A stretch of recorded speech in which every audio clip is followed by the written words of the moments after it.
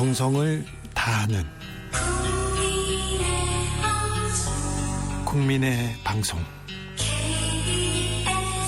KBS 주진우 라이브. 그냥 그렇다고요.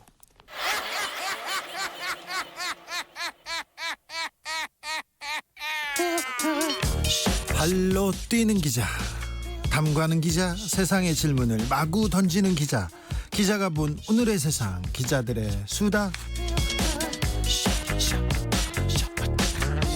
라이브 기자실을 찾은 오늘의 기자는 한결의 김민아 기자입니다. 안녕하세요. 안녕하세요. 네, 잘 지내셨어요? 네. 어찌 지내셨어요?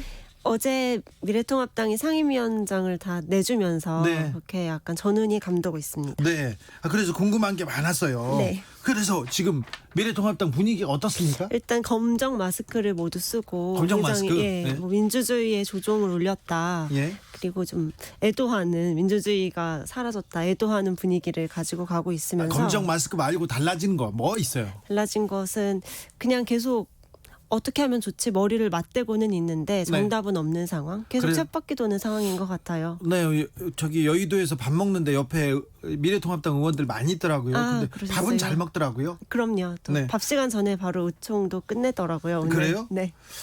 그래서 어떻게 한답니까? 미래통합당의 이제 대책. 자, 상임위원장을 다 내줬어. 그 다음엔 어떻게 하겠다는 겁니까? 일단 그 김종인 비대위원장이나 원내 지도부 모두 3차 추경을 안 하진 않겠다라고 해왔기 때문에 상임위에 들어가서 추경을 꼼꼼하게 들여다봐야 되는데 들어갈 명분이 이제 없는 거죠. 그래서 일단은 보이콧을 하고 있고 다음 주쯤 되면은 조용히 그냥 복귀하는 수순이 되지 않을까 예상을 봅니다. 다음 주요? 예. 근데 사실 그 김태년 원내대표하고 주호영 원내대표하고 합의를 다 하고 거의 합의한 서명까지 갔다가 그걸 가지고 이제 비대위원장이나 비대위원들한테 가지고 갔다가 추인이 안 돼서, 그러니까 김종인 비대위원장이 틀어서 이 합의안이 안 나온 건가요? 그 김종인 비대위원장의 의중이 안 들어갔다고 볼 수는 좀 없을 것 같긴 합니다. 네. 사실 뭐 김종인 비대위원장도 그 아무래도 원외시지만 각종 뭐 사안에 대해서는 목소리를 내오셨기 때문에요. 네. 근데 이제 통합당에서는 김종인 위원장의 마크에 있었다라는 것을 굉장히 펄펄 뛰면서 부정을 하고 있고요. 네. 또 김종인 비대위원장뿐만 아니라 의원들, 그러니까 다 58명이 초선 의원인데 초선 의원들 중심으로는 강경하게 좀 명분을 챙기자라는 목소리가 컸기 때문에 네. 뭐 김종인 비대위원장과 초선 다수 의원들이 예. 이건 아니다라고 했기 때문에 틀어진 걸로 알고 있습니다. 당 중진들은 예. 상임위원장도 하고 이 정치 좀 협치해야 된다, 그리고 자리도 좀 가져와야 된다, 이런 사람들이 많이 있었죠. 그렇죠. 그리고 사실 정진석 의원 같은 경우에는 부의장을 얼른 이제 받으셔야 되는 수순이었는데 네. 이러지도 저러지도 못하는 상황이 된 거고, 또 오늘 페이스북에 보니까 장제원 의원이 예. 어제가 골든 타임이었는데 우리가 그걸 놓쳤다, 이제 어떻게 들어갈 것이냐 좀 이제 비판하는 목소리를 내면서 빈손으로 들어가는 것보다는 상임위 7개 국정조사 청문회 쥐고 들어가는 게 나았을 것이다, 안타깝다, 이렇게 좀 목소리를 냈습니다. 바로 조금 안타까움을 표했네요. 네, 맞습니다. 슬리핑 드림님이 나경원 원내대표 때도 그렇지만 왜 얘기가 다 되고 나서 당에만 가면 죄다 틀어지는지요, 이렇게 묻는데, 자, 이것도 나경원 원내대표 때 원외에 황교안 대표가 있었어요. 맞습니다. 그래서 나경원 원내대표가 원내에서 좀 협의를 하려고 하면 황교안 대표가 계속해서 원외 장외 집회를 주도하면서 바깥으로 돌아왔는데, 이번에도 원내에 주호영 대표가 원에서, 그러니까 국회에서 좀 회의를 하고 협의를 하려고 하면 이 외로 김종인 비대위원장이 밖으로 끌고 가는 거 아닌가, 이렇게 의심하는 사람들도 좀 있어요. 사실 김종인 위원장 입장에서는 원내가 아니기 때문에 상임위가 꾸려지고 정책 중심으로 이제 당이 돌아갈 경우에는 좀 존재감을 부각시키기는 어려운 게 사실이겠죠. 그렇죠. 원내, 그러니까 국회 안에서 이제 일들이 마구 진행될 테니까 아무래도 스포트라이트는 국회의원들한테 가겠죠. 그렇게 되는 거는 맞고, 또 하나는 그 김종인 위원장이나 황교안 대표나 두 분 다 뭔가 당의 계파가 탄탄하게 있는 분들이 아니니까 거기에서 뭐 주호영 원내대표도 마찬가지고요. 그래서 좀 그립감이 확실히 이전에 뭐 다른 그 위원장이나 대표들보다는 좀 적지 않나 생각이 됩니다. 네. 7월 1일이 내일이 그러니까 미래통합당 김종인 비대위원장이 취임한 지 딱 한 달 되는 날이네요. 네, 맞습니다. 좀 한 달, 김종인의 한 달 어떻게 평가합니까? 주변에서는? 일단은 긍정적인 희망을 갖고는 있는데 결과물은 아직 없다. 이런 한 50점이라고 해야 될까요? 그럼 당내 인기가 없나요? 근데 당내 인기가 없진 않습니다. 잘 되겠지라는 어떤 희망 섞인 기대감은 확실히 있는 것 같은데요. 네. 좀 뭐랄까요? 이슈 선점에는 확실히 성공을 했다고 보여져요. 그쪽은 네. 선수고요. 또 언론이 좋아하지요. 그럼요. 제목을 만들기 좋은 발언들을 많이 하셔서 네. 또 기자들도 김종인 위원장의 발언에 귀를 쫑긋하고 있기도 하고요. 옆에 가면 기사를 쓸 수 있잖아요. 백종인 어떤가 이렇게 백종원 맞습니다. 어떤가. 네. 그다음 백종원 이후에 누구 다른 사람 얘기하지 않았어요? 통합당 의원들 사이에서 임영웅 얘기가 나왔었죠. 그렇죠. 임영웅도 나왔어요. 백종원, 임영웅 그다음에는요. 그다음에 이제 사실 김종인 위원장 본인 등판론이 나왔었고. 그리고요. 그리고 이제는 오늘 보니까 윤석열 총장이 점점 떠오르는 것 같더라고요. 네. 당내에서도 윤석열 검찰총장을 좀 띄우고 있습니까? 그 얘기는 작년부터 되게 나왔던 얘기인 것 같습니다. 그래요? 워낙 지금 사람이 없다 보니까 그 윤석열 총장이 사실 정치인으로서는 되게 손색이 없는, 그러니까 정치인이 될 만한 캐릭터라고 하더라고요. 정치인이 될 만한 캐릭터가 아니지 않나요? 정무적 능력이나 뭐 정무적 감각을 보면. 그것보다는 약간 보스 정치에 걸맞는 사람 챙기기 좋아하고 군단을 이렇게 딱 차려 윤석열 사단이라는 말이 있지 않습니까? 검찰 쪽에서도요. 그래서 그런 미래통합당에서는 굉장히 좋아하나요? 근데 미래통합당에서 윤석열 총장을 지금 어떻게 좀 화두로 올리는 사람들이 있어요? 네, 그렇죠. 그래요? 예, 그렇죠. 근데 사실 추미애 장관님이 더 이제 좀 윤석열 총장 때리기에 나서면서 더 몸집이 커지고 있는 거는 확실한 것 같습니다. 좀 그렇죠. 네. 네.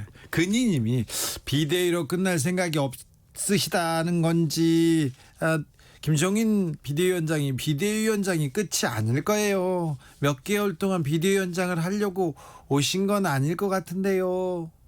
그렇죠. 아무래도 아직 임기가 내년 4월까지 좀 한참 9개월 정도 남기도 했고, 네. 그리고 그동안에 이제 김종인 위원장이 통합당을 어떻게 본인 스타일대로 만드느냐에 따라서 그 다음 행보가 결정되지 않을까 생각이 듭니다. 조동형님은 통합당이 포기해서 민주당이 싹쓸이했지만 대선 때 성적표가 나오면 민주당이 모든 책임이 있으므로 민주당이 위기가 올 수도 있습니다. 그러니까 민주당은 야당을 끝까지 설득했어야 합니다. 이런 얘기도 합니다.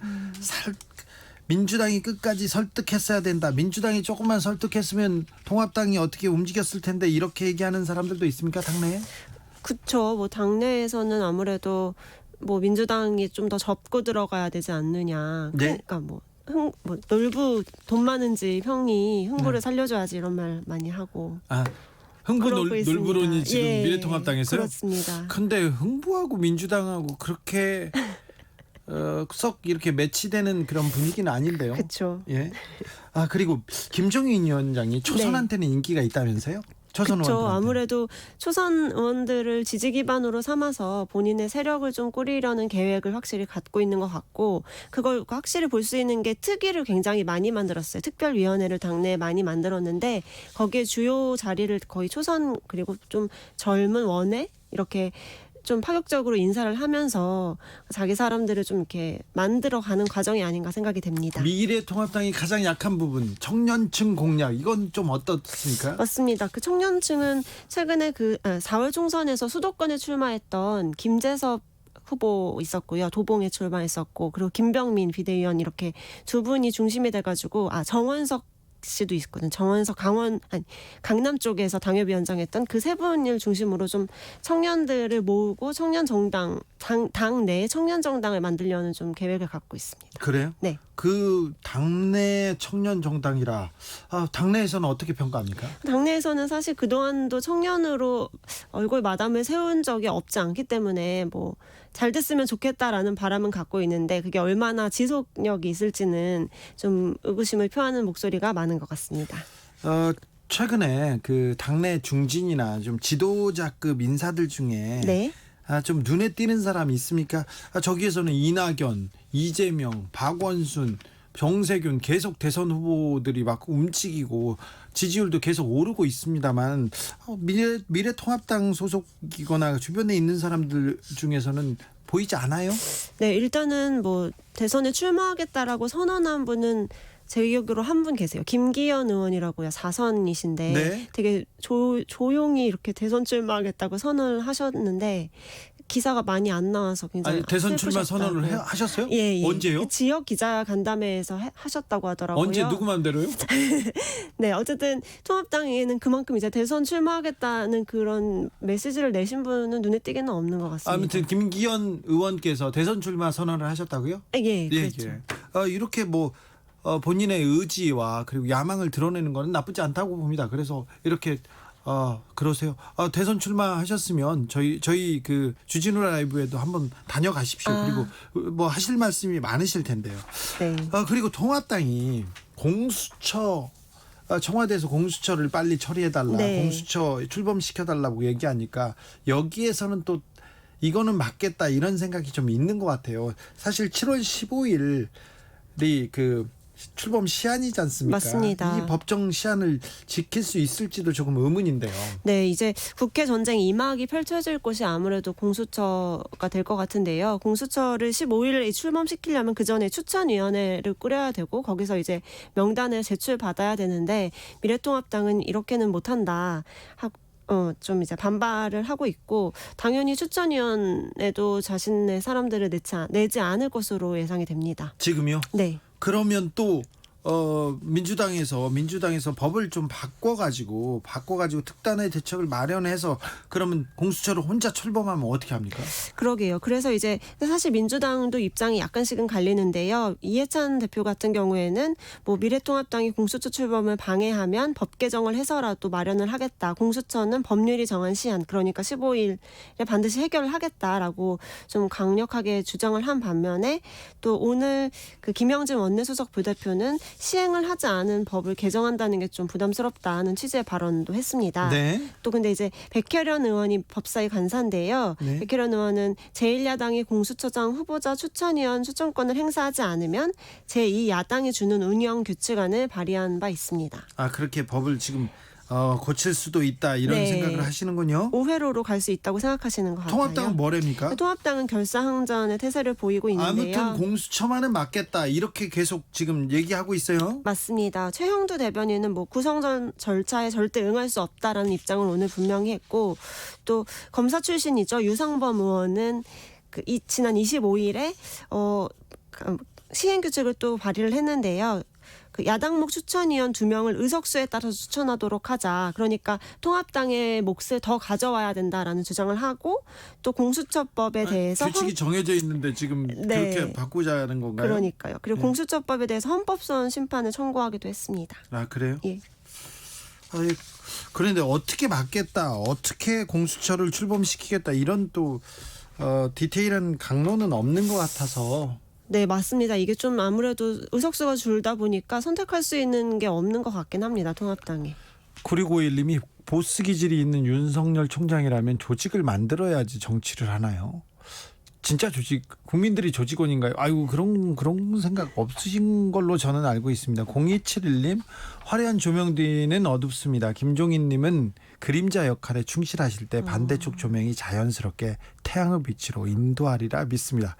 믿습니까? 네. 이분은 또 김종인 대망론에 대해서 조금 큰 무게를 두고 있는 것 같습니다. 김은혜 대변인 얘기 나왔는데 네. 언론인 출신 그 미래통합당 의원들 있지 않습니까? 네, 그렇죠. 많죠. 이번에 배현진 대변인도 언론인 출신이고 예, 둘 다 당내 대변인인가요? 원내가 배현진 대변인이고요. 그냥 예. 당 대변인은 김은혜 대변인 이렇게 하고 있습니다. 그걸 왜 또 따로 두죠? 그러니까 당 대변인은 아무래도 비대위원장의 입이 되는 거고 예. 원내 대변인은 이제 주호영 원내대표에 같이 이제 그런 식으로 다니는 또 거죠. 더 네. 다른 분들도 있는데 좀 어떻습니까 활약상이? 그 두 분 조수진 의원의 활약상이 약간 초선 의원들 중에는 좀 돋보이는 것 같네요. 네. 예. 예. 여기까지 할까요? 여기까지 듣겠습니다. 지금까지 기자들의 수다 한결의 김민아 기자였습니다. 감사합니다. 감사합니다. 라디오 정보센터로 갈까요? 정한나 씨. 국회가 오늘 예결위 전체 회의를 열고 35조 3천억 원 규모의 3차 추경안에 대한 심사를 시작했습니다. 앞서 상임위 차원의 예비 심사에서는 정부 원안과 비교해 3조 원 이상이 증액됐습니다. 국회는 미래통합당이 박병석 국회의장의 상임위원 강제 배정에 반발해 제출한 상임위원 사임계에 대해 국회법상 수리할 수 없다는 입장을 밝혔습니다. 사임과 보임을 같이 제출해야 하므로 보류 중이라는 입장입니다. 추경 처리 기한을 일주일 연기하면 예산 심사에 참여하겠다는 미래통합당의 주장에 대해 민주당은 통합당으로부터 정식 제안을 받은 적이 없다며 기존 입장에 변화가 없다고 밝혔습니다. 교회와 사찰, 방문 판매 업체를 중심으로 코로나19가 확산하면서 신규 확진자 수가 이틀째 40명대를 기록했습니다. 정부는 소모임을 통한 집단 감염이 계속 이어지면 법적으로 강력히 규제할 수 있다고 밝혔습니다. 다양한 직업군의 교인이 모이는 종교시설의 코로나19 집단 감염이 급속한 지역사회 전파를 유발할 수 있다는 역학조사 결과가 공개됐습니다. 안양 주영강교회 교인들을 통해 코로나19에 노출된 시설은 오늘 정오 기준 11곳이었습니다. 채널A 기자와 검사장급 검사가 유착했다는 이른바 검언 유착 의혹 사건의 수사자문단 소집을 앞두고 해당 사건을 수사하고 있는 서울중앙지검이 절차를 중단하라고 공개적으로 반발했습니다. 조국 전 법무부 장관 일가가 투자한 사모펀드 의혹의 핵심 인물로 꼽히는 조 전 장관의 오촌 조카 조범동 씨가 1심에서 징역 4년을 선고받았습니다. 정경심 동양대 교수와의 공모관계로 기소된 혐의는 상당 부분 무죄로 판단됐습니다. 지금까지 정보센터 뉴스였습니다.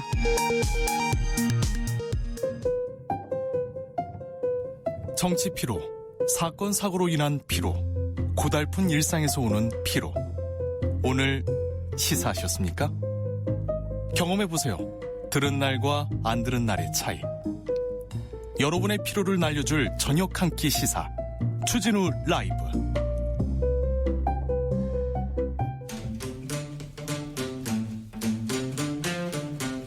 청년이 보고 듣고 느끼는 요즘 우리 사회, 그것이 궁금하다. 청년에게 묻는다.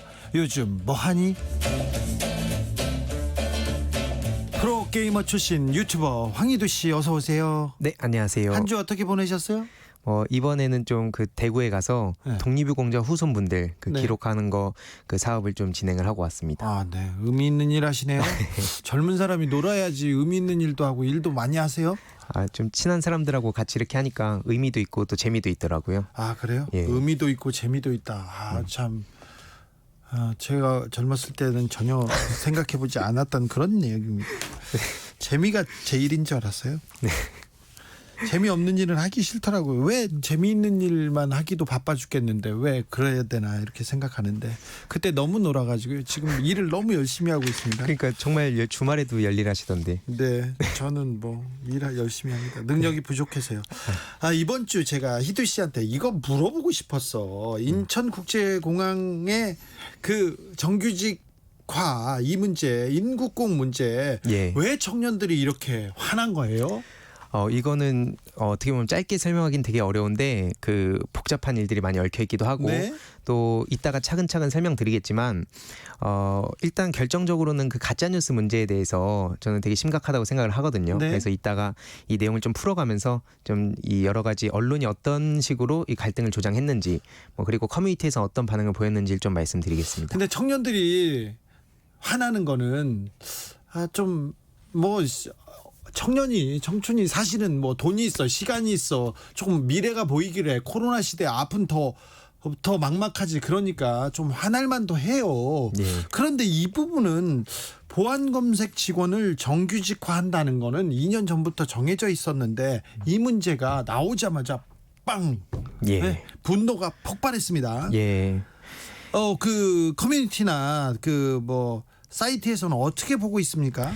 일단은 그 언론의 이야기를 하기 전에 일베 커뮤니티가 어느 정도로 이게 파장이 큰지 거기서도 가장 뜨거운 뉴스가 이 문제였습니까? 일단 대표적으로 6가지만 꼽아왔는데 네. 기본적으로 조회수가 막 25만 이랬습니다. 아, 어마어마한 거거든요. 그 안에서도 예, 그 6가지 게시글을 좀 뽑아봤는데 네. 각 게시글이 막 조회수 25만, 26만 나오고 10만이 훌쩍 넘었거든요. 대부분. 네, 일단 그래서 하나씩 좀 요약을 좀 해보면 현재 난리난 인천국제공항이라는 제목이 올라와서 그 인국공이 공기업 중에서도 탑티어다. 그리고 돈도 많이 주고 안정성, 복지 수준 등 때문에 취준생들이 가장 선호하는 공기업인데 지금 보안요원 1,900명을 그 직고용해서 완전히 정규직화가 됐고 그 보안 검색요원의 지원 자격은 굉장히 신입 고졸 이상 그리고 성별, 연령, 자격증이 무관하다. 그러니까 한마디로 쉽게 이렇게 들어와서 지금 갑자기 정규직 자리를 꿰찼다. 이런 식으로 썰었습니다. 지금 취업 로또 맞았다 이게 예. 그 보통 보도에 언론 보도에서도 이런 식으로 나왔지 않습니까? 여기까지는 그 팩트에서 크게 벗어난 건 아니죠?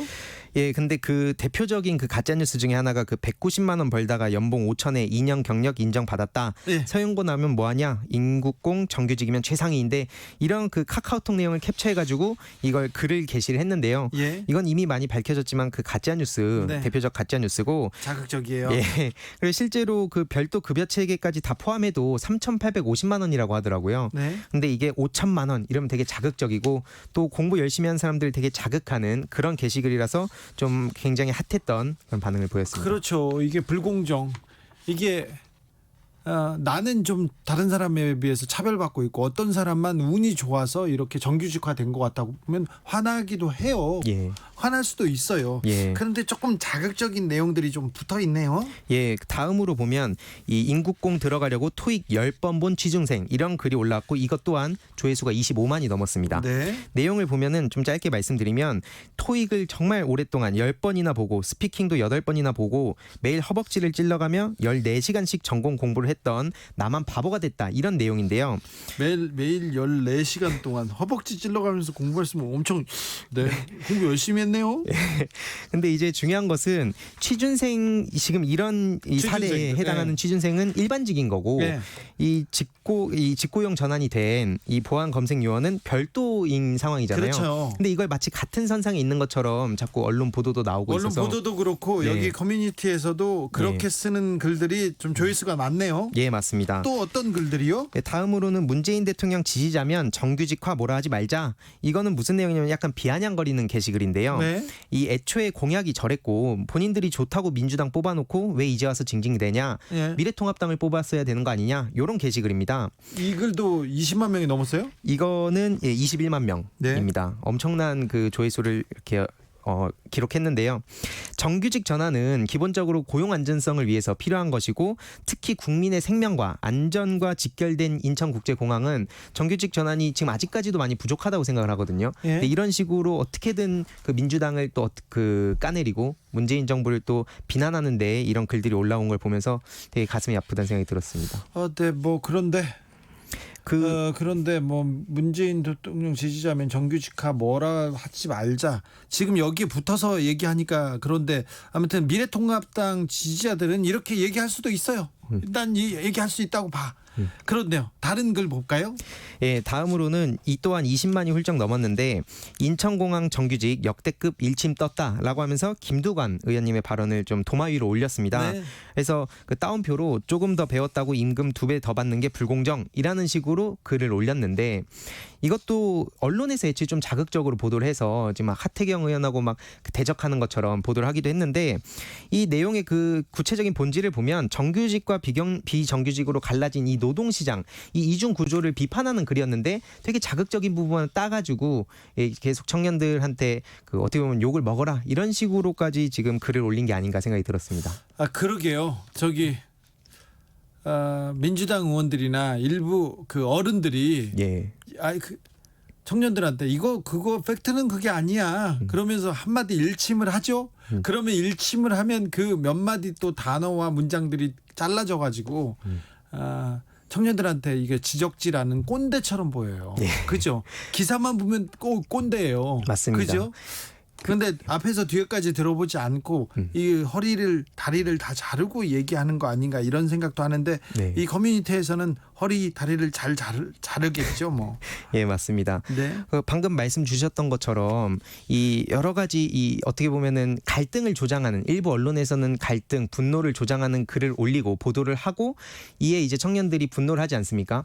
그러면은 어느 순간 이제 당연히 팩트 체크를 하게 되고 팩트를 제시를 하면 그 팩트를 그냥 던지면서 마치 옛다 청년들아 이거 봐라 지금 니네들이 몰라서 분노하는 거다라는 식으로 보도를 하니까 이게 같은 말을 하더라도 어떻게 하느냐에 따라 받아들이는 사람이 되게 다르지 않습니까? 네. 보통 그래서 개인적으로 연락을 주고 받을 때도 뭐 메시지로 할 때랑 전화로 할 때랑 만나서 할 때랑 다 다른데 언론이 가만 보면은 어느 순간 심판자가 돼 있는 것 같아요. 근데 애초에 그 갈등을 부추겼던 사람들의 책임은 사라지고 네. 이렇게 무책임하게 이걸 가짜 뉴스까지도 심지어 인용해놓고 어떻게 이렇게 좀 황당한 모습들을 보이는지 저는 개인적으로 이해가 가지 않았습니다. 수박님이 사안들마다 일반 시민들이 모여서 토론하는 장들이 좀 생겼으면 좋겠네요. 휴.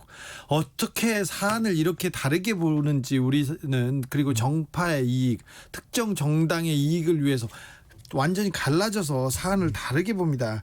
근데 아무튼 울고 싶은 청년들이 예. 울고 싶어. 그런데 이 문제가 그냥 뺨을 때려준 건 아닌데 그냥 욕하게 네. 욕하게 울게 해주는 그런 또 그런 구실을 한 거는 같아서 조금 마음이 걸리는데요. 이번 정규직 전환 이 사태에 대해서 네. 청년이 가장 분노하는 지점이 뭔가요? 일단 뭐 여러 가지 이유가 좀 있는 것 같더라고요. 저도 주위에 좀 많이 알아봤는데 뭐 과정에 대한 문제 제기가 있을 수도 있고, 그러니까 너무 갑자기 이렇게 신속하게 이렇게 추진이 된 것 같다. 물론 3년 전부터 이게 공약이 나온 거였지만 그래도 받아들인 입장에서 너무 갑작스럽게 전환이 된 것 같다는 의견도 있었고, 또 상대적 박탈감 문제 제기. 이거는 이제 인국공의 비정규직이 정규직으로 전환이 되는 게 좀 부럽기도 하면서 부럽죠. 나는 뭐냐 약간 그렇죠. 이런 반응도 좀 있었습니다. 그런 거 많죠. 예. 그렇죠. 예. 그래서 결국에는 좀 크게 봤을 때는 형평성에서 그 다음으로 이제 파생이 되는 것 같은데, 중요한 거는 이미 어떻게 보면은 정규직인 사람들은 기존의 같은 선상에 이게 놓이는 게 좀 싫은 거고, 비정규직이 그냥 별다른 노력 없이 정규직 되는 게 싫고, 예. 그리고 또 취준생 입장에선 나는 아직 가진 게 없는데 이렇게 노력을 해서 정규직으로 들어가려고 최선을 다해서 이것저것 스펙도 쌓고 하고 있는데, 중요한 건 갑자기 이렇게 쑥 들어온 입장을 보니까 내 일자리를 뺏긴 듯한 느낌을 좀 받는 것도 있는 것 같습니다. 정규직 취업하기 진짜 힘들죠. 예, 맞습니다.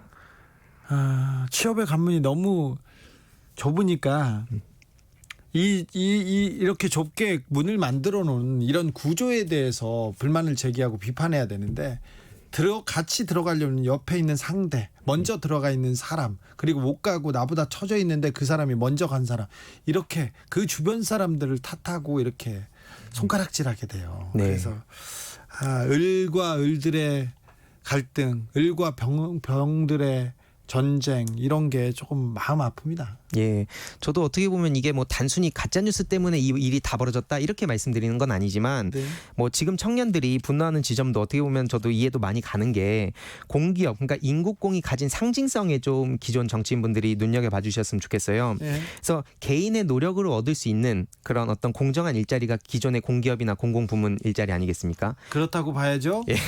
그런데 이제 그런 청년들의 문제 제기도 이해는 가고, 저도 또 팩트 체크도 당연히 중요하지만 조금 더 폭넓은 대화의 장이 열리고, 아까 말씀 주셨듯이 더 많은 대화를 통해서, 그리고 소통을 통해서 우리 청년들이 어떤 지점에서 좀 박탈감을 느끼고 분노하는지, 이런 대화의 장은 조금 더 많이 열릴 필요가 있다고는 생각을 합니다. 네. 다만 앞서 말씀드렸듯이 언론에서 자꾸 이렇게 그 자극적인 걸 부추기고, 보통 대부분의 청년들이 스펙 쌓기에 바쁘니까 뭐 실시간 검색어라든지 제목만 보고 넘어가면서 대충 세상을 이렇게 돌아가는 걸 인지를 하는데, 이런 식으로 자극적인 단어들만 떼오면서 기존의 그 정치인들에 대한 불신을 부추기는 건 좀 지양해야 되지 않을까 생각합니다.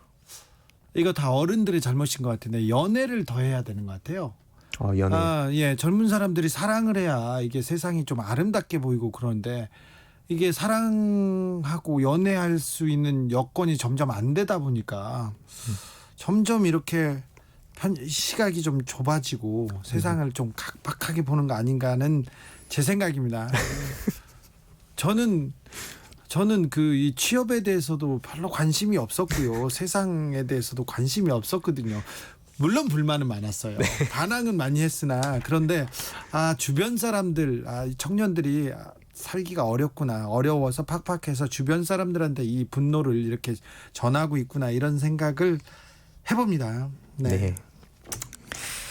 안타깝습니다. 안타까운데 아무튼 청년들의 목소리를 계속 들려주십시오. 짧게 예. 그러면 이 문제에 예. 그 청년들이 예. 계속해서 비정규직들이 사고 많이 당하잖아요. 예, 그 맞습니다. 비정규직들로 그로 취업하면 굉장히 좀 열악한 그 상황에서 일하지 않습니까? 이런 예. 부분들에 대한 불안감이 좀 큰 것 같아요. 예, 맞습니다. 어떻게 보면 그 정규직을 원하게 되는 것도 좀 안정적인 일자리와 그리고 높은 임금 그 이유잖아요. 그래서 이게 좀 어떻게 보면 양질의 일자리 문제로 이렇게 지적을 맞아요. 하시는 분들이 많으신데 비정규직 아르바이트라도 일하면 노력만큼 노동의 대가를 주면 예. 그 일자리에서 최선을 다하게 되고요. 다른 꿈을 꾸게 돼 있는데 이 비정규직과 정규직 차이가 너무 크니까 처음에 예. 정규직으로 안 가면 우리는 그냥 삼류가 돼 이런 그 고민이 큰 것 같아요. 그죠? 네. 그리고 저도 어떻게 보면 프로게이머 출신이라서 좀 더 그렇게 보는지 모르겠지만 기존의 입시 위주의 교육, 그러니까 좋은 대학을 가고, 그러니까 어떻게 보면은 시험을 치르는 게 이제 뭐든지 만능인 것처럼 비춰지는 것도 좀 시대가 변하는 만큼 이젠 좀 바뀌어야 되지 않을까 생각도 듭니다. 그러게요. 시험과 뭐 이렇게 정규직이라는 그 사다리가 너무 좀 청년들한테 주변을 되돌아보고 수도 없고 사랑도 못하게 만들고 있지 않나. 좀 가슴이 아프네요. 어른으로서 좀 미안함을 느끼는 그런 일들이었습니다. 그 인천국제공항 정규직 사태가. 여기까지 듣겠습니다. 네. 요즘 뭐하니요 유튜버 황희두 씨와 함께했습니다. 감사합니다. 감사합니다. 교통정보센터 다녀올게요. 공인혜 씨. 네, 이 시각 교통정보입니다. 안전운전의 시작은 전방주시죠. 서울시내 강변북로 구리 쪽 정체 구간에서 사고가 발생했습니다. 동작대교를 조금 못 간 1차로에서 이 처리 중이라 원효대교부터 성수 사이 운행 더 어려워졌고요. 이후로도 구리 시계 쪽으로 쭉 밀립니다. 강 동쪽으로 이동하시기는 반대 일산 쪽 한강대교부터 속도 떨어지고요. 비교적 올림픽대로 공항 쪽이 더 더딥니다. 반포대교부터 가양대교 쪽으로 밀리고 있습니다. 고속도로는 서울 외곽고속도로 판교에서 구리 일산 쪽으로 하남 분기점부터 강일 사이로, 계속해서 계양에서 송내 사이와 안양터널 부근 더디고요. 판교에서 일산 쪽도 시흥에서 송내 또 자유로 부근으로 정체가 되고 있습니다. 경인고속도로는 서울 방면 서인천에서 부평 진출로까지와 부천에서 신월 사이가 매우 더딥니다. 한편 강원 영동 지역에는 지금도 강한 비가 내리고 있는데요. 동해고속도로 삼척 쪽 빗길에 발생한 승용차 단독 사고입니다. 강동 일교 부근 1차로를 막고서 이 처리하고 있는데 내리는 비로 시야가 매우 흐린 만큼 잘 살펴 지나셔야겠습니다. KBS 교통정보센터였습니다. 테이크아웃 시사 나왔습니다. 오늘도 하나 챙겨가세요. 주진우 라이브.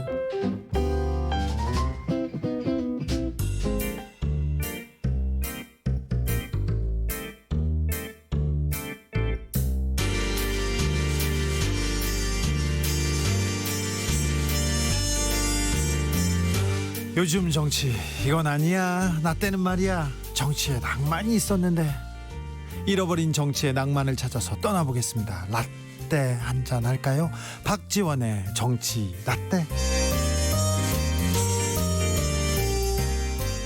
정치 10단 박사부 박지원 단국대 석좌 교수 모셨습니다. 안녕하세요. 예, 안녕하십니까. 오늘은 어디서 오셨어요? 집에서 왔어요. 집에서요? 예. 이런 날도 있어요? 아니 JTBC 출연하고 네. 한 2시간 있어서 손자하고 놀다 왔어요. 아, 그래요? 손자하고 노는 그런 기쁨을 그 또... 재미는 이 세상에서 표현할 수 없습니다. 그래요? 예. 아이 그래도 의원하고 장관하고 국회의원은 하는 재미보다 훨씬 좋아요. 그래요? 그런데 요즘 내가 국회를 떠나니까 국회가 엉망이에요. 아 그래요? 예. 엉망이죠. 그리고 뭐 요즘 논의되는 게 추미애 대 윤석열, 예? 인국공, 예. 법사위원장을 어디로. 예. 이게 지금 이럴 때가 아니에요. 그러게요. 지금은 코로나를 어떻게 대처할 것인가. 네. 경제는 그리고 남북 관계에 대해서 신경을 써야지. 이런 걸 가지고 밤낮 만들어내는 그 국회. 사실 작은 일이잖아요. 지금 국회에서 지금 다투고 있는 그렇죠. 부분이. 예, 가지고 네. 지금 우리가 큰 걸 놓치고 있다고요. 네. 코로나도 물론 정부에서 잘해서 이제 50명 미만으로 내려가지만은 전 세계가 지금 창궐 하고 있잖아요. 네. 그러면 우리가 코로나 키트나 마스크 뭐 이런 거 가지고 참 세계 인류 국가가 됐지만은 경제는 뭡니까? 예. 그런데 국회에서 추경 이제 오늘부터 민주당이 시작하는데 김종인 대표도 뭐 그건 해줘야 된다. 민생 경제 한 사람들이 안 해버리고 남북 관계는 좀 소강 국면으로 있지만은 계속 우리가 노력해야 된다고요. 네. 지금 북한이 우리가 세계 10대 경제 대국인 대한민국이 코로나로 재난기금을 주고 여러 가지 지금 어려움이 있잖아요. 네. 추경을 3번째 하고. 예. 그런데 북한은 얼마나 어렵겠어요. 예. 그럼 만약에 20년 전 6.15 고난의 행군 시대처럼 돼가지고 만약 굶어 죽는 사람이 있다고 하면은 얼마나 불안해져요. 네. 그래서 저는 문재인 대통령께서 물론 보건협력을 제안했지만은 김정은 위원장도 받아들일 건 받아들이고 네. 그리고 우리도 인도적 차원에서 식량 지원을 북한에 과감하게 해야 좋은 일이 생긴다. 이런 걸 지금 검토할 때고 미국하고도 상의할 때라. 지금 준비하고 그렇죠. 대비할 때죠. 네. 네. 그럼 본격적으로 오늘 순서 이제 마구 궁금했던 거 물었기 시작하겠습니다. 첫 번째 질문입니다. 정치 문제입니다. 사부님, 손주는 레고 아직도 최고로 좋아합니까? 아주 좋아하죠. 아, 그렇습니까? 하나 사주세요. 아, 그래요? 아, 사드려야죠. 예. 사드리겠습니다. 사부님, 예. 그러면 국회는 이제 어떻게 굴러가는 겁니까? 어제 그냥 원구성을 마무리했지 않습니까? 상임위원장을 다 민주당이 가져가고 가져갔지고 한 거는 당연히 가져와야죠. 가져가야 됩니까? 안 가져가겠다는데 어떻게 해요? 안 가져가니까 어쩔 수 없이 그렇죠. 가져간 거예요? 국회는 구성을 해야 되고 예. 최소한 민주당이 10일간 5번의 본회의 소집을 연기하면서 기회를 준 거예요. 예. 그런데 제가 볼 때는 주호영 원내대표는 아주 김태년 원내대표하고 강하게 딜을 하면서 소위 협상을 잘했어요. 그런데요. 그러나 막혔단 말이에요. 예. 자, 법사위원장을 지금 2년은 민주당이 갖고 예. 하반기 2년은 대통령에 당선되는 그 정부가 소속 당이 갖자. 예. 이렇게 하니까 통합당이 물러서 버렸어요. 네. 이거 보면은 확실히 차기 정권 교체는 안 되고 정권 창출이 된다. 저는 이렇게 보는데 네. 어떻게 됐든 안 됐잖아요. 네. 여기서 깨지면은요. 주호영 원내대표는 이제 부각시킨 거예요. 네. 민주당이 관례대로 법사위원장을 야당한테 줘야 되는데 안 줍니다. 네. 이건 오만하고 독재입니다. 네. 하고 이제 붙었으면은 안 된다라고 하면은 김종인 비대위원장이 나서야 되는 겁니다. 네. 나서서 의원총회를 소집해서 통합당 자 국회 부의장 7석의 상임위원장을 다 민주당에다 주어버리면은 우리는 국회에서 아무것도 못한다. 네. 아무리 저항하려고 해도 방법이 없다. 네. 그리고 하반기까지 이어진다고 하면은 16명의 3선 이상 중진들이 손가락 빨고 3년을 살아야 된다. 네. 이러니 손가락 빨 수가 없다. 네. 그러니까 이런 때는 명분보다는 실리를 갖자. 지금 명분은 충분히 주호영 대표가 살려놨으니까 실리로 상임위원장 7개 부의장을 갖자. 이렇게 하고 트고 나갔어야 정치가 되는데 네. 딱 막아버렸잖아요. 일단 걷어차버렸네요. 그것도 찬 거죠. 네. 그러면 민주당은 또 어쩌냐. 지금까지 아까 말씀드린 대로 5번의 10일간 기회를 줬는데 지금 서민들 중소기업은 다 죽어간단 말이에요. 경제가 어려워진단 말이에요. 네. 그러니까 추경을 통과시켜야 되고 이 이상 국회를 구성 못하고 공백을 가지면은 국민들이 민주당 지지층에서 우리가 이러려고 이렇게 끌려다니려고 당신들한테 3분의 2 의석 줬느냐 안 된다 네. 하고 압박이 있으니까 좋다 때리자 하고 때린 거 아니에요. 네. 그러면 다음 주는 어떻게 됩니까? 다음 주 상황에 그 미래통합당이 등원할까요? 들어와야죠. 지금 기회는 예. 딱 그 추경을 예. 만약에 지금 민주당이 심의해서 막 주말에도 하는데요. 그것마저도 통합당이 안 하면 거절을 하고 있다가 본회의에서 때릴 때에도 안 들어온다고 하면은 실기를 하는 거예요. 아 그렇습니다. 예. 그런다고 민주당이 기다릴 수는 없고 7월 4일까지 이 추경은 때리고 예. 또 이제 가장 큰 암초가 공수처장 추천입니다. 네. 7월 15일까지 법대로 이제 구성해야 되는데 네. 거기에 7명의 추천위원이 있고 그중 2명은 통합당이 추천해야 되고 네. 7명 추천위원 중 6명이 찬성해야 청와대에 추천을 하는 거예요. 예. 그래야 이제 문재인 대통령이 2분 중에서 한 분을 낙점하는데 예. 그걸 이제 안 할 거 아니에요. 네, 안 거기서 한다는 거 아니에요. 거기서 강하게 예, 버티고 강하게 있습니다. 버티면은 그러면 또 큰일 나요. 또 큰일 나요. 예, 그렇기 때문에 저는 지금 이 통합당이 원외로 나가서 소리 질러봐야 예. 국민들 귀에 안 들어옵니다. 그건 지난 3년간 황교안 등 내내 한 거예요. 예. 그렇기 때문에 추경 와서 심사해서 네. 통과시키는 기회.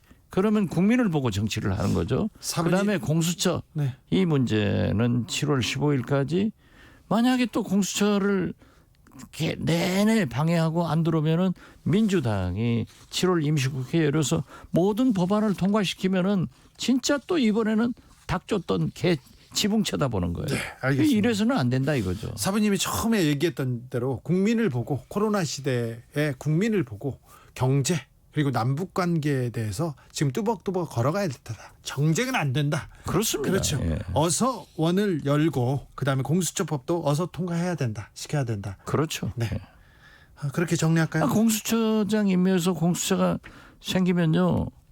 야당은 국회의원밖에 해당이 안 돼요. 예. 그렇지만은 여당은 국회의원, 정부, 뭐 많이 사법부, 있죠. 대통령은 특히 자기 가족들이 다 해당되는 거 아니에요. 네. 그러니까 오히려 말이죠. 사회 정의를 위해서는 공수처를 야당이 주장해야 옳은 거예요. 네. 몇 가지 짧은 질문 하고 넘어가겠습니다. 질문 안 받으려고 내가 지금 계속 얘기하고 있어요. 얘기해 버리는 거예요. 나는 그건 또 몰랐네. 사부님의 깊은 뜻을. 김종인 비대위원장이 원내에서 이렇게 그 원내 위주로 국회 안에서 이렇게 굴러가는 거를 약간 조금 못마땅해서 오히려 지금 막아놓은 거 아닌가 이런 좀 지적도 지금 있어요. 막아놓은 거죠, 완전히. 그런 건가요? 네, 이제 조금 있으면은 중진들부터 보수의 가치를 저버리고 왜 좌클릭하냐 이것부터 나오지만은 차마 우리 손가락 빨게 만드는 책임을 져라. 네. 이런 게 나오죠. 아, 나오고 지금 보면은 대통령 후보들만 하더라도 홍준표, 유승민, 안철수는 공소시효 지났다. 40대 경제 전문가 김세연, 홍정욱, 전의원 이렇게 얘기했다가 아니 그러면 50대로 올린다 하다가 이제 백종원. 네. 그리고 나니까 자동적으로 김종인 비대위원장이 하려고 하는 것 아니냐. 네네. 이거 착착착 순서대로 나가더라고요. 그러게요. 그러니까 원내가 이번처럼 협상이 잘못돼야만이 비대위 힘이 있으니까 나는 그런 것 아닌가 어떻게 그렇게 했겠어요만은 그런 생각도 들더라고요. 그런 의심도 할 수 있죠. 네. 네. 허동님이 추경 심사는 합니다. 근데 시간을 좀 줍시다. 너무 좀 시간을 2, 3일 동안 한다는 것 자체가 조금 이거는 좀 문제가 있죠. 들어와야죠. 지금껏 들어와서 추경 심의하는데 이거 가지고는 졸속 심사니까 네. 밤을 새우면서 하면서 7월 4일 임시국회를 좀 연장하자. 예. 이렇게 해서 할 수도 있는 거예요. 그렇죠. 안 들어오니까 못하는 거죠. 네. 그 시간도 또 들어와야 되는군요. 지금 추미애 법무장관이 연일 윤석열 검찰총장을 이렇게 때리고 있는데 요거는 어떻게 봐야 됩니까? 저는 좀 자제했으면 좋겠어요. 윤석열 검찰총장 민주당 추미애 장관이 욕만 들어가지고 오늘 보세요. 대통령 후보로 10.1% 나와버리잖아요. 그래서 계속 지금 윤석열의 무게감이 좀 더 높아지고 있잖아요. 더 높아지지만은 통합당도 그런 생각을 가지니까 자기들이 죽는 거예요. 멀쩡한 현직 검찰총장 경찰도 생각도 없는데. 그렇죠. 나 안 하겠다는데 자꾸 와서 대통령 후보 하라. 이건 아니죠. 그래서 정치권에서 좀 자제를 해라.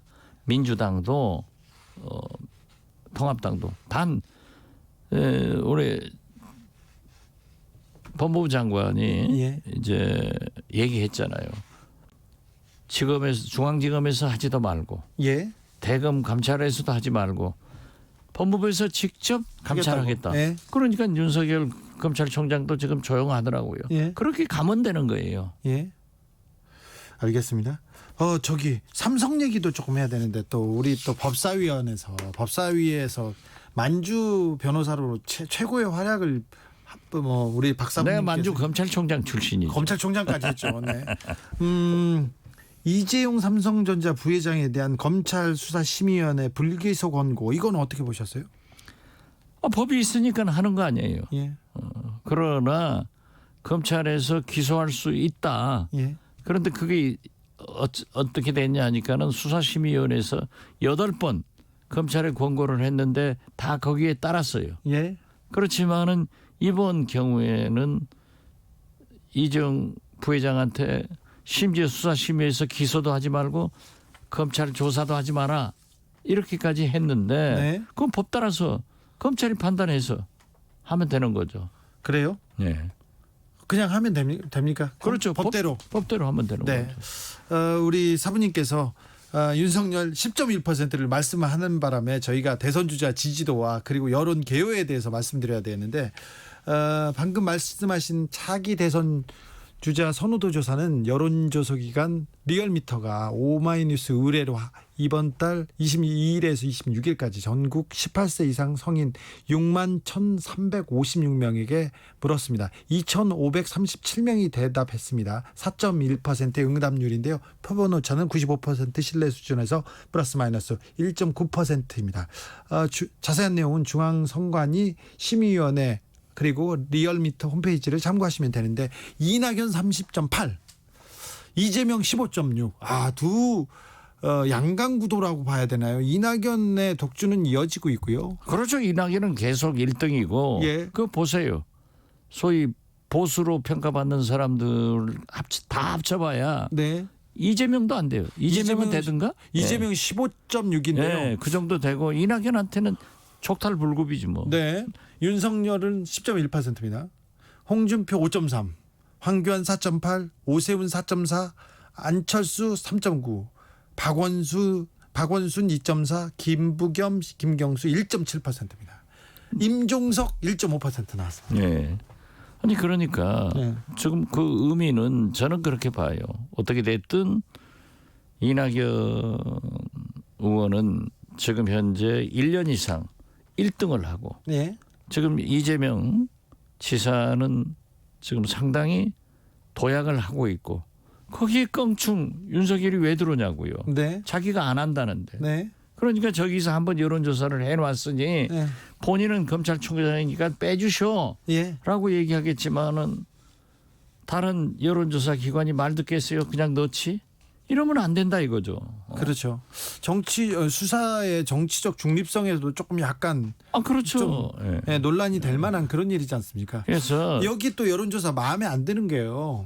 박지원 사부가 안 들어 있잖아요. 그게 제일 잘못인 거죠. 잘못됐잖아요. 이거는. 그렇죠. 크게 잘못됐어요. 저는 0.2% 나올 건데. 아이고 그래도 뭐 주진우 라이브 청취자들이 있으니까 조금 더 나올 그렇죠. 거예요. 네. 그런데 대선 판도가 당분간 이대로 이렇게 갑니까? 대선 주자들은? 제가 볼 때는 이제 이낙연 의원이 당권에 도전하는 건 사실 아니에요. 네. 그럼 될 거예요. 제가 볼 때는 돼요. 네. 그때부터 당 대표가 돼서 얼마나 리더십을 발휘하느냐. 예.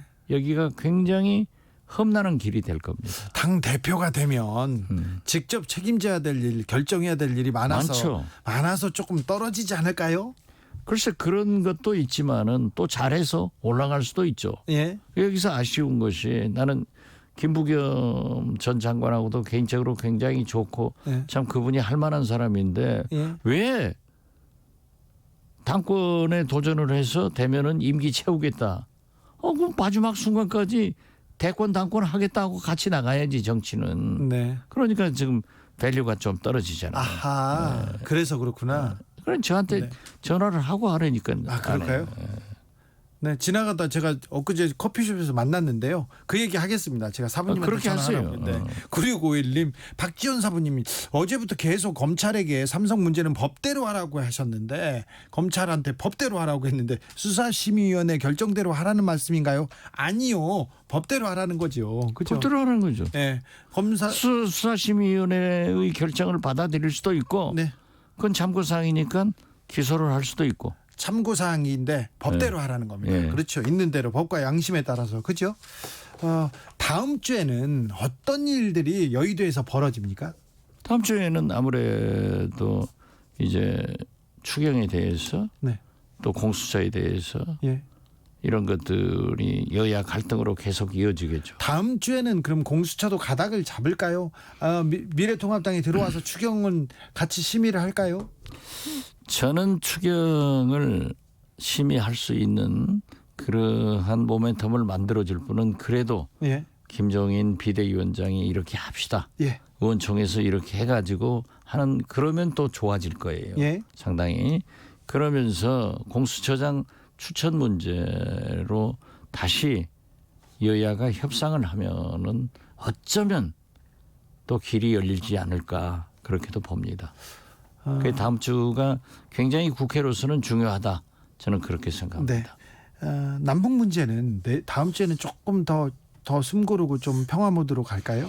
남북 문제는 김정은 위원장이 지금 원체 우리가 세계 10대 경제 대국인데도 코로나 때문에 얼마나 지금 어려워져요. 예.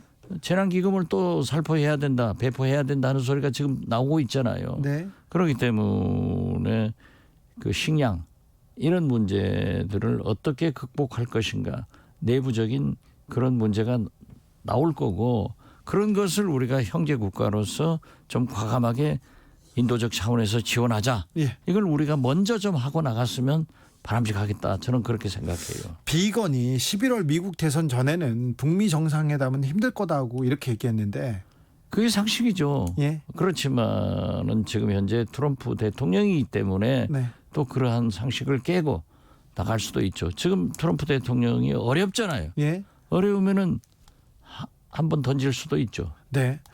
그 북미 정상회담 그리고 남북 정상회담을 위해서도 조금 어떤 계기를 만드는 것도 좀 중요해 보이는데요. 굉장히 중요하죠. 네. 그러니까 아마 정부에서도 그러한 방법을 논의할 것이고 제가 생각할 때는 문재인 대통령께서 보고한 협력과 이걸 김정은 위원장이 받아들여서 서로 대화의 무드로 가면서 북한의 식량난이 지금 어려울 거예요. 경제가. 네. 이럴 때는 우리가 식량 같은 것을 인도적 차원에서 지원할 수 있거든요. 네. 그것도 미국도 설득하고 해서 할 수 있지 않느냐. 저는 그렇게 해서 북한을 좀 도와주자 하는 생각을 갖습니다. 지금 통일부 장관이 공석입니다. 예. 외교안보 라인 그러니까 안보실장과 국정원장을 같이 이렇게 좀 가르면서 북한한테 좀 대화를 하자. 이제 다른 파트너로 우리가 새롭게 대화하자. 이것도 좀 카드가 될까요? 뭐 그러기 위해서 준비하고 있는 거 아니에요? 그런가요? 예. 거기까지 그러면 좀 개각폭이 조금 넓어질까요? 그건 자세히 모르겠습니다. 우리 사부님이 아는데 여기서 얘기를 안 하시네. 서로 이렇게 던졌는데. 제가 포함되면 어떻게 해요? 그래서 더 좀 신중하고 신중하시고요. 저는 이렇게 자꾸 네. 좀 포함되기를 바라기도 하고 대통령 후보로 나를 좀 조사해 주기로 하는데 왜 제 이름은 안 나오죠? 아이고 나와야죠. 이것이 슬픕니다. 제가 더 떠들고 다니겠습니다. 예. 2661님이 영원한 의원 박지원 교수면 미통당도 공수처장 찬성 안 할까요? 이런 얘기하는데 공수처장으로도 이름 나왔습니다 벌써. 공수처장은 저는 못하겠어요. 아 그래요? 예. 왜요? 법상식이 만주 변호사, 만주 검찰총장 수준이니까 그래도 이게 안 되죠. 정무적 정치적 판단이 10단이지 않습니까? 아, 그러면 또 그것도 한번 생각해 보겠습니다. 그럴까요? 예. 여기까지 할까요? 정치라떼 사부님 우리 사부님 박지원 사부님과 함께했습니다. 다음 주에 뵙겠습니다. 예, 감사합니다. 주진우 라이브 마칠 시간입니다. 싸이의 언젠가는 들으면서 여기서 마무리하겠습니다. 선물 받으실 분은 홈페이지에서 확인하시고요. 저는 내일 오후 5시 5분에 돌아옵니다. 지금까지 주진우였습니다. 중한 건 소중한 건 줄 모르는 나이였기에 어린 아이였기에 언젠가